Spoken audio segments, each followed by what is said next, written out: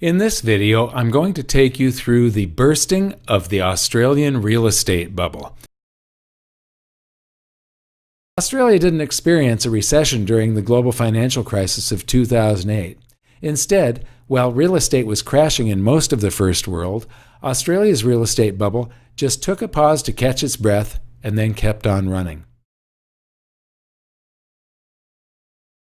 I once gave presentations in Sydney and Melbourne, Australia, and I showed the audiences chart after chart of data from the Australian Bureau of Statistics, the Reserve Bank of Australia, the Federal Reserve, and the University of New South Wales, which proved, beyond a shadow of a doubt, that they were in a massive real estate bubble, far larger than the real estate bubble in the United States in 2006 and 2007, and that was way back in 2013.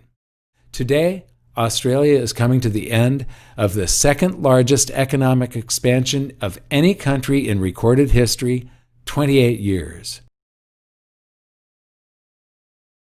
They did this by slashing interest rates and passing the First-Time Homeowners Boost, a one-year government-funded program that gave an extra $7,000 for an existing home or $14,000 for a new home to low-income buyers. Yes, the FHOG, the FOB, actually sat on top of the FHOG, the FHOG. The government actually took currency from all Australians in the form of tax so that they could give to anyone who could prove that they couldn't really afford a home $14,000 to buy an existing home or $21,000 for a new home so that they could borrow and go into debt to have that new house right now. It's a massive deflation in real estate, and if it takes place during a period of time where other assets might be going up, for instance, precious metals or cryptocurrencies or something like that, then you'll be able to buy a whole lot more real estate with your cryptos or precious metals if you're invested in that when it happens.